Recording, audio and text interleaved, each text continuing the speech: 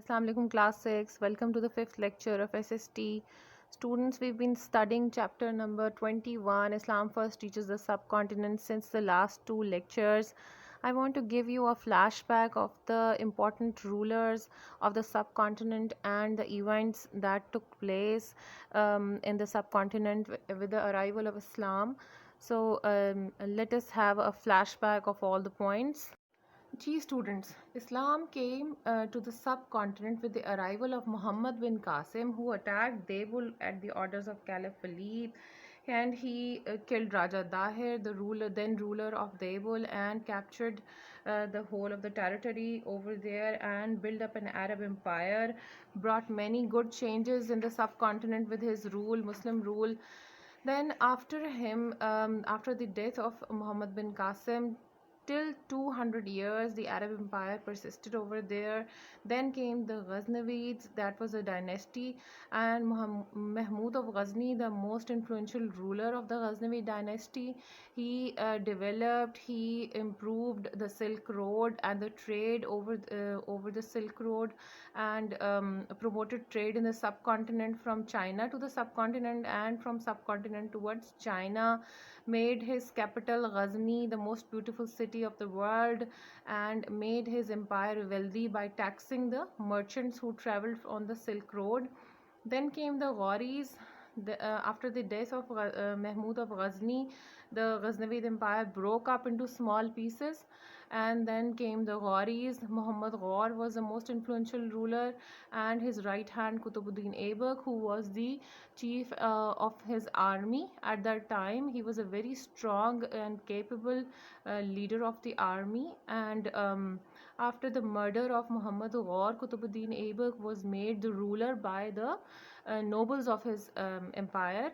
But the people did not accept him because he was not a blood of Gharis and he was not from the dynasty of Gharis. Then he ruled over the subcontinent over the Delhi Empire very strongly, and defended his position. And his right hand was Iltutmish, his son-in-law, who was then the army commander during the rule of Qutbuddin Aibak.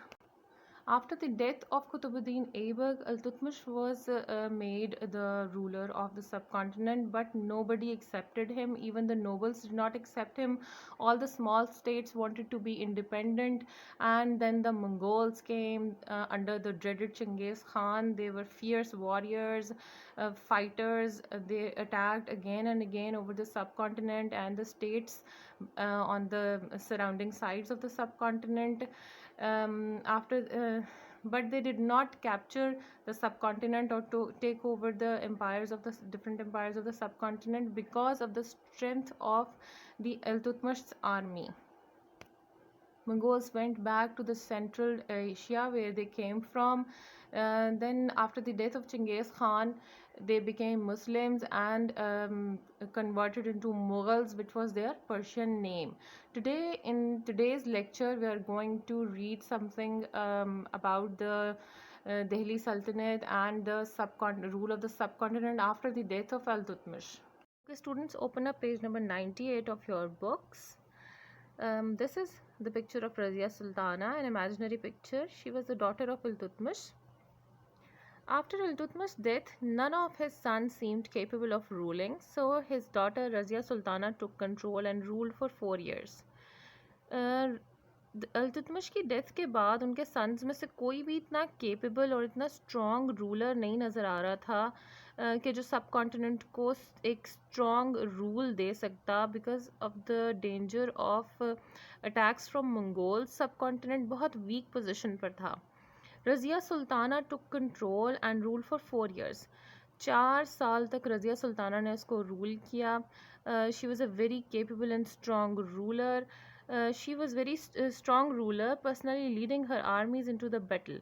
वो इतनी strong warrior और इतनी guerrilla tactics में भी strong थी, इतनी capable थी कि वो अपनी armies को खुद से battle ground में lead करती थी. But the nobles and the generals did not like being governed by a woman and murdered her. उनकी अपनी ही एम्पायर के नोबल्स और जनरल्स ने आपस में मिलकर इनका मर्डर प्लान किया और उनको बिटरली प्लान मर्डर कर दिया only because of the reason that she was a female and they felt ashamed being led by a female and being ruled by a female. In 1246, a group of noblemen made Nasiruddin Iltutmish's grandson emperor, but the real power was in the hands of his chief general Balban. As usual जिस तरह हम लोगों ने पढ़ा कि गौरीस के rule में Qutubuddin Aibak who was the leader of the army at that time was the right hand of Mohammad Ghor and just like that Balban took all the decisions in the era of Nasiruddin. Balban controlled the empire for 20 years on behalf of his master, and when Nasiruddin died, the nobles made him the emperor, just like Qutbuddin Aibak in the era of Muhammad Ghaur. वहाँ पर मोहम्मद गौर जो थे उनके time में कुतुबुद्दीन ऐबक ने take over किया हुआ था आर्मी को, सारे डिसीजंस उनके हाथ में थे। बिल्कुल इसी तरह नसीरुद्दीन के इरा में बालबन के हाथ में थे, और after the death of Nasiruddin automatically the nobles made Balban the head of the state. Balban also had to fight off the Mongol invasions. He died in 1296. He was followed by a number of weak emperors. बहुत कमज़ोर empire develop होती थी, हर दफ़ा एक नए emperor आते थे जो केपेबल नहीं होते थे, गलत डिसीजंस लेते थे. Until Alauddin Khilji 1296 to 1316 came to the throne. Alauddin Khilji was a very strong ruler. Alauddin Khilji proved to be a capable and good leader. He set up systems for good governance and a soldier. As a soldier, he was even more successful in driving out the Mongols and conquering much of the southern India. South India को इन्होंने काफ़ी सारा south India का portion जो था वो recapture करके वापस मंगोल्स से ले लिया था, और यहाँ से मंगोल्स को इन्होंने वापस सेंट्रल एशिया की तरफ भिजवा दिया था. Okay students, look at this map on page number 98. This is a map of Delhi सल्तनत.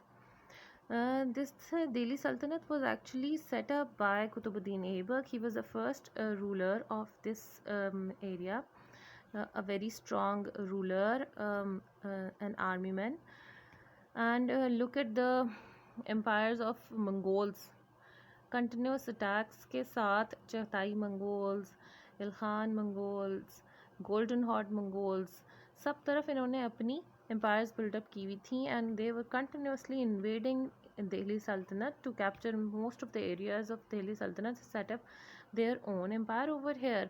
But because of the strong leadership of Iltutmish and the strong leadership of Qutbuddin Aibak, they were not successful in their invasions. Okay students, page number 99. After Alauddin, there was a struggle for power, and in 1320, Ghaziuddin Tughlaq became the ruler, succeeded by his son Muhammad bin Tughlaq. We know a lot about his region because the famous Muslim traveler from Morocco, Ibn Battuta, lived at the Sultan's court for 7 years and left an account of what he saw there. Students पहले कोई video cameras और कोई और recording के sources नहीं होते थे, तो इस तरह के जो ट्रैवलर्स या जो हिस्ट्री राइटर्स होते थे जिनको तारीख दान बोला करते थे, वो रहा करते थे किंग्स के कोर्ट्स में, और वो अपनी बुक्स में और अपनी डिफरेंट किस्म की उनमें स्टेटमेंट्स में लिखा करते थे कि वहाँ पर किस तरह का रूल परसिस्ट कर रहा है, लोगों के साथ किस तरह के रवैये हैं, कितना फेयर और जस्ट रूलर है, तो उससे ही पता चलता था कि कितना स्ट्रॉन्ग रूलर है. Ibn Battuta says that Muhammad bin Tughlaq did much for the people, building great irrigation systems, some of which are still in use. He built many hospitals, schools, home for old people and mosques. उन्होंने बहुत सारी developments करी, लोगों की बेहतरी के लिए बहुत डिसीजंस लिए. So he was one of the very good rulers, Mohammad bin Tughlaq. On the other hand, he also made some decisions which proved to be very expensive mistakes. Expensive mistakes मतलब financially बहुत नुकसान पहुंचा जिन decisions की वजह से उनकी empire को, such as shifting his capital to a new city Daulatabad. उन्होंने पूरा का पूरा अपना capital city जो था ना वो दौलताबाद में shift कर दिया. जिसके लिए बहुत ज़्यादा उनको एक्सपेंसेस बेयर करने पड़े, बिल्डिंग सेटअप करनी पड़ी, और उसकी वजह से बहुत उनको नुकसान, की एम्पायर को बहुत नुकसान हुआ. And the appointment of untrained people to high post.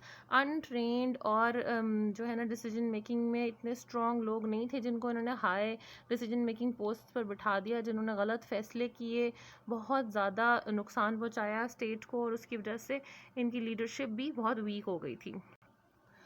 After Muhammad bin Tughlaq, his son Firoz Shah ruled for 37 years. He was a wise ruler and improved the condition of his kingdom. इनके थोड़े से गलत decisions जो थे ना मोहम्मद बिन तुगलक के, उनको इन्होंने फ़िरोज़ शाह साहब ने ओवरकम कर लिया था.